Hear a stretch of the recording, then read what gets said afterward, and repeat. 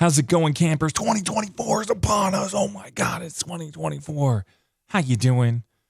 I'm Matt Sardo, Monkeys Fighting Robots. 2023 was an amazing year. We did like 43 reviews, and I wanted to change it up a little bit going into 2024. So I wanted to explain it to you real quick before we get to Pine and Merrimac #1, because that's going to be fun to talk about. My goal for this year is to review 75 books, go from 43 to 75. Maybe like one or two a week, building up from there. But the one thing that I want to do is I want to rank them as I review them, because I went back at the end of 2023 to like, what were the best books, and I like, okay, I kind of remember this one, I kind of remember that one, and I kind of reread some things to kind of get context. But like, if I kept the running list of the best book, I guess. It doesn't mean if the book comes in 75th place, it doesn't mean it's a bad book. I don't review bad books. If I don't review a book, it's probably because I don't like it, and I rather talk about what I like than what I don't like. That's one of my goals of the channel, is to have a good conversation about comic books and not have a negative conversation about comic books. And I'm going to do more this year to check out some different publishers and try to venture in areas that I wasn't venturing before, so that we can reach that benchmark of this. And if you like what we're doing, like and subscribe. That really is going to go a long way for this channel. And I appreciate everybody who's checked out all the videos. Last year was a really good year, but we're going to definitely take it up a notch in 2024. And then 2025, who knows what's going to go on that. But yeah, let's talk about Pine and Merrimac #1 from Boom Studios. This was a great first read of 2024. I thoroughly enjoyed it. The artwork works really well, and I'm a sucker for detective TV shows. So if you give me a detective comic book, I'm like, oh, this is great. This is really good. The creative team on this book is Kyle Starks for the writer, and Fran Galán is the artist, and letterer Pat Brosseau brings it all together to tell the story. And let's go straight to the story. In Jamesport, on the corner of Pine and Merrimac, sits a small, unassuming detective agency. Former homicide detective Linnea Kent, along with her husband, an ex-professional MMA fighter, and the unofficial brawn to her brains, puts her former life behind her and moves far away from the violence and death of her job in the big city to open up a quiet little detective agency in a quiet little town. At first, the simple cases this nook of the world has to offer were exactly what she was looking for. But there's something more to this quaint hamlet than Linnea could have possibly imagined, and something truly sinister, pulling the strings. Oh, man. I get goosies just reading the description of the book. Oh, man. Pine and Merrimac comes out this week from Boom Studios. Whew. It was a perfect book for me to read as the first book of 2024. There's an awesome introduction to the characters, and then there's the setup, and then there's the cliffhanger. It's a detective agency, so like, that certain things are going to happen that are kind of formulaic. It still really works really well. The beginning of the book is really cool because it's kind of an introduction / flashback, and all the panels are kind of blurred together. And once the flashback is over and the story begins, the panels harden. And there's a stark contrast between the flashbacks and the story that's unfolding in front of you. I think Kyle and Fran have something brewing with this book that is going to be really good. It works. And I'm trying to break down why it works in my head. Because for me, I'm bringing back feelings of moonlighting.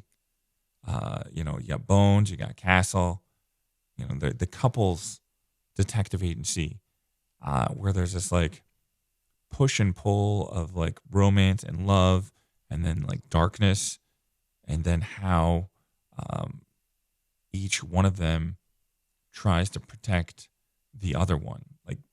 The story may be formulaic, and it's something you may have seen before in other detective shows, but the bond between Linnea and Parker is what's really going to make this series stand out.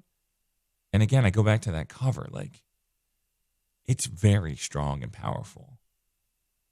From the blood on his hands to her gaze, and then like his serious growl. And then you have like the missing person photos. And that red at the bottom right there. It's just, it yearns. It yearns. It's a sense of warning. It's really what this, it encompasses the whole entire book right in that cover. And that's really impressive. And I mentioned panels. Fran really does a good job of changing the perspective of the point of view to then like bring you closer into the story. And it happens a few times in the book where things kind of, the point of view changes, and then as things unfold, you're like, oh, that's why things have changed. Or it kind of just like expands the story and gives it a really good like cinematic feel.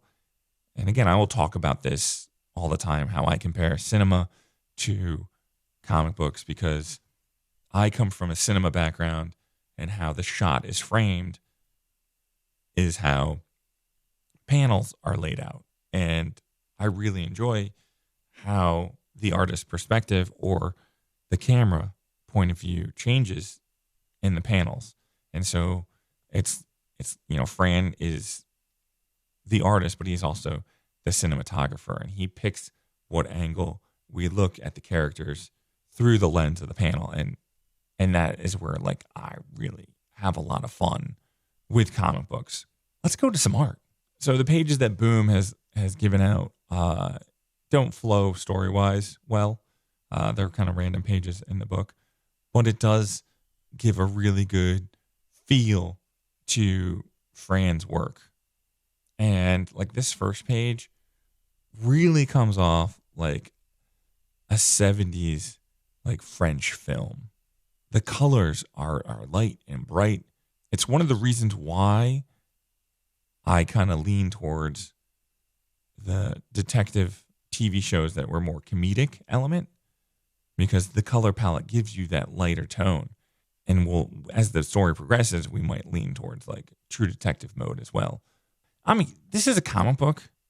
This is what I think a comic book looks like to me, where you can see the coloring, where you can see like the etching of the pencils and how things work, whether Fran does this digitally or however he produces it. But in my head, when I think about a comic book, this is the stuff that aesthetically pleases me the most.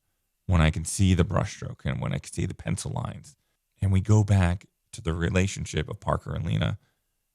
And I love this long panel where you can like see the contrast of sizes of people and just the embrace and the cuddle and just the warmth of that panel. And then the goofiness as well, because that's how men are, But this long panel is perfect for establishing the couple. And then these 3 short panels tell the joke. And then you have the cinematic panel at the end where it's the resolution. And like, this is their relationship in a nutshell right there. I really enjoyed it. It really works so well. Chaos ensues at the detective agency as you get a little snippet of what's going on. But what I also notice with Fran's work is he likes this cluster a lot. And he uses clusters of panels in his work to kind of like keep the story moving at a fast pace. Like you have 2 cinematic panels at the top, action happens, and then you have the close-up, and then you have reactions and just the back and forth of the people talking and the action as well.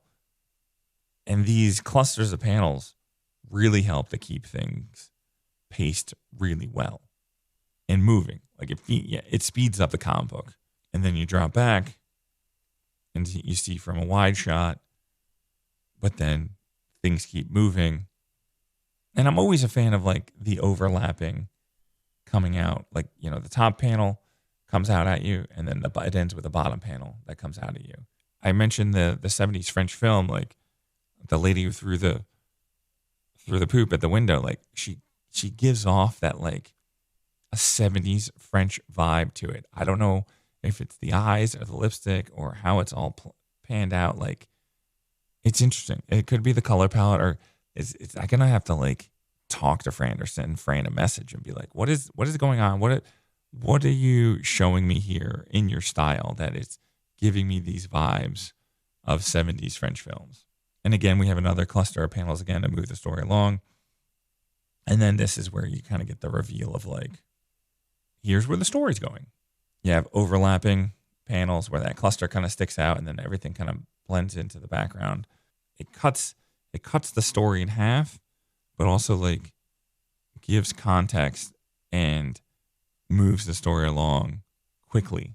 And I love the diagonal of the lettering where, it leads to the page turn. And of course, we don't have anything after that. But for me, Pine and Merrimac is a must buy this week. Like, this is something that I could see on Netflix. This is definitely like TV worthy show. And I'm excited to see how the story unfolds and like how the mystery comes together, because it's interesting to like dissect Kyle's writing and see what he gives you in the issues, and then how things like are revealed or discovered. Since Fran messed with POV of different panels, and we weren't always in the perspective of us looking at it. We were coming from other people's perspective. It'll be interesting to see who the villain is and how the creative team reveals that to the reader. So Pine and Merrimac comes out this week from Boom. Pick it up. Comment below after you read it and let me know what you think of it. If there's a book that you pick up this week and you really enjoyed it, let me know so that I can start venturing out into different publishers and different series and go from there. If there's, also like we're at the beginning of the year. One of the books I'm most excited about this year is Dick Tracy #1 coming from Mad Cave. Like, that's like circled on my calendar of like, I'm really excited for that book to come out to see what they do with that character in the world. So if there is a comic book that you already know that you're excited about for 2024, let me know in the comments below and I'll make sure to review that as well, because this is a journey and we're all going along together. So I'm Matt Sardo. This is Monkeys Fighting Robots. Have a great 2024 and have a great new comic book day, and I'll talk to you soon.